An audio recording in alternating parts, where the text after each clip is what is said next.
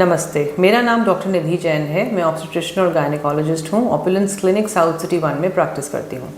आज हम बात करेंगे एमटीपी के बारे में। मेडिकल टर्मिनेशन ऑफ प्रेगनेंसी यानी एमटीपी एक बहुत ही कॉमनली परफॉर्म्ड प्रोसीजर है जो कि इंडिया में और बाहर की कंट्रीज़ में भी बहुत इजीली अवेलेबल है और पेशेंट को अगर ज़रूरत है तो उसको ऑफ़र किया जाता है। एमटीपी के काफ़ी सारे लॉज हैं और इंडिया में इसके बहुत लीगल इश्यूज़ हैं, इसलिए प्रॉपरली डॉक्टर की सलाह से ही करना चाहिए और एक प्रॉपर मेडिकल रजिस्टर्ड सेंटर में ही करना चाहिए। बिना डॉक्टर की सलाह से कोई भी एमटीपी की दवाई नहीं खानी चाहिए। ये बहुत ज़रूरी है जानना कि कब तक हम दवाई दे सकते हैं पेशेंट को और कब उनके लिए डीएनसी करने की ज़रूरत पड़ती है। एमटीपी के दो तरीके हैं, मेडिकल और सर्जिकल।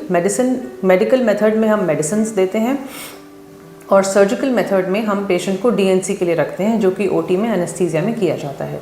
किस पेशेंट में क्या करना है वो पेशेंट के हिस्ट्री से पता चलता है और मैंडेटरी है कि एक अल्ट्रासाउंड कराया जाए एमटीपी की दवाई देने से पहले। बिना अल्ट्रासाउंड कराए कभी भी एमटीपी की मेडिसिन नहीं लेनी चाहिए क्योंकि कभी कभी प्रेगनेंसी ट्यूब में भी ठहर जाती है, जिस वजह से एमटीपी की दवाई लेने पर पेशेंट को बहुत ज़्यादा लाइफ थ्रेटनिंग कॉम्प्लिकेशंस हो सकती हैं। अब ये बहुत ज़रूरी है जानना कि एमटीपी कब हो सकता है।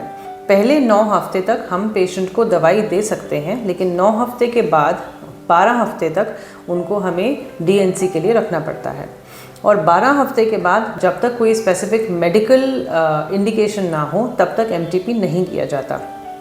जैसे कि अगर पेशेंट की लाइफ को कॉम्प्लिकेशन हो सकती है प्रेगनेंसी कंटिन्यू करने की वजह से, या अगर बच्चे में कोई अनोमली डिटेक्ट हुई है जिस वजह से कि प्रेगनेंसी टर्मिनेट करनी पड़ेगी, तभी प्रेगनेंसी टर्मिनेट की जाती है। फेलियर ऑफ कॉन्ट्रासेप्शन के लिए फर्स्ट 12 वीक्स के अंदर अंदर ही प्रेगनेंसी टर्मिनेट की जा सकती है। और ये मैं बार बार कहूँगी, बिना अल्ट्रासाउंड के एमटीपी की दवाई कभी नहीं खानी चाहिए और बिना डॉक्टर की सलाह के एमटीपी की दवाई नहीं लेनी चाहिए। और फर्दर इन्फॉर्मेशन के लिए हमारे चैनल को लाइक और सब्सक्राइब कीजिए और नीचे दिए गए नंबर पे कॉल कर सकते हैं। Thank you.